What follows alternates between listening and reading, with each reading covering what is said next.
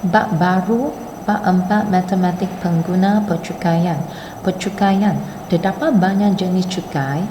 Cukai pendapatan, cukai jalan, cukai pintu, cukai tanah, cukai jualan dan perkhidmatan. Pada hari ini kita hanya lihat pada cukai tanah sahaja. Sebelum menjawab soalan, kita tengok apakah tujuan percukaian sebagai sumber pendapatan kerajaan. Katakan kerajaan hendak membina MRT. Sumber kewangan tersebut adalah datang daripada cukai yang dikenakan pada rakyat sebagai alat pelaksanaan polisi kerajaan.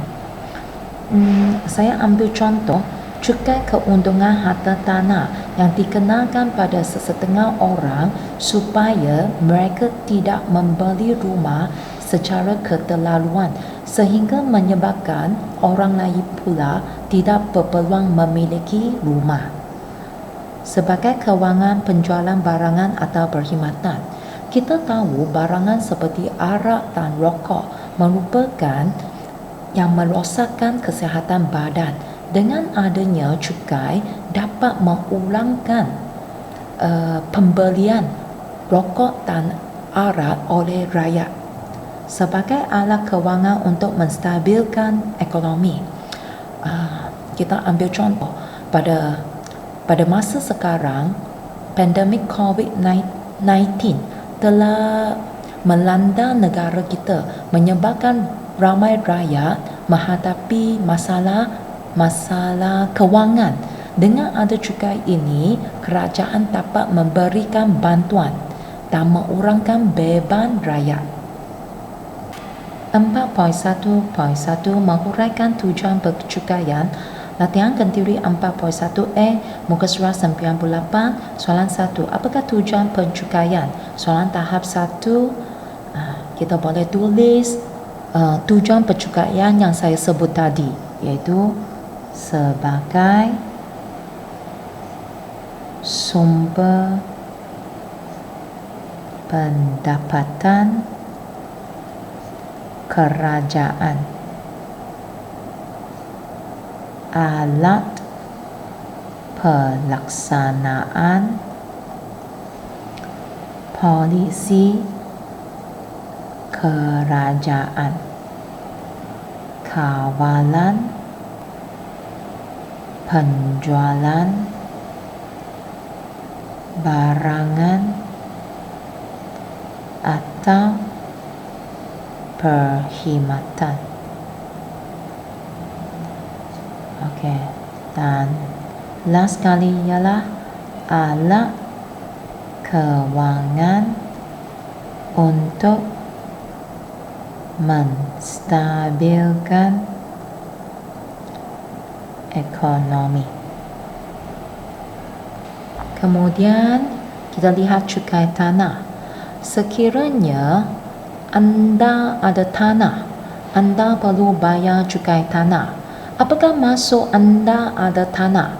Tanah boleh merupakan tanah pertanian, tanah perusahaan dan tanah bangunan, dan juga rumah anda dibina atas tanah, yang itu pun kira sebagai cukai tanah.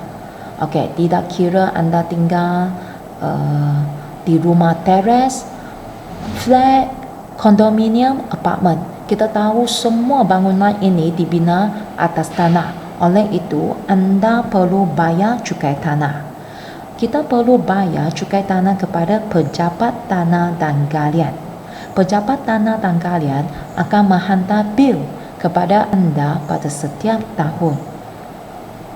Kita tidak dapat mengelakkan cukai tanah tersebut kerana tindakan akan diambil terhadap kita kalau kita enggan membayar cukai tanah.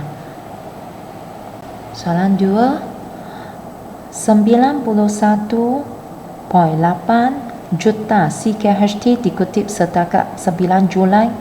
Kuala Lumpur, kerajaan memperoleh 91.868 juta menerusi kutipan cukai keuntungan harta tanah CKHT setakat 9 Julai lalu bagi aktiviti pelupusan hartanah untuk tempoh pegangan melebihi 5 tahun. Sumpah Berita Harian 17 hari bulan Julai 2019. Cukai keuntungan harta tanah CKHT dikenakan bagi setiap keuntungan yang diperoleh menerusi jualan tanah atau hartanah dengan keadaan harga jual semula adalah lebih tinggi daripada harga belian. Apakah tujuan pencukaian ini? Jelaskan jawapan anda. Soalan tahap 5. Cukai keuntungan harta tanah CKHT bermaksud anda membeli sebidang tanah, kemudian anda jual balik tanah tersebut dengan harga yang lebih tinggi, anda mendapat keuntungan. Oleh itu, kerajaan hendak mengenakan cukai ke atas keuntungan tersebut. Sekarang kita perlu jawab, apakah tujuan pencukaian? Pencukaian ini bermaksud apakah tujuan cukai tanah dikenakan? Jawapan, untuk mengelakkan pelaburan hartanah yang keterlaluan. Bermaksud kita tidak mahu sesedengah orang terutama orang kaya membeli banyak tanah atau rumah sehingga orang lain seperti orang datang daripada keluarga yang sederhana tidak berpeluang memiliki sebuah rumah. Okey, itu sahaja untuk hari ini.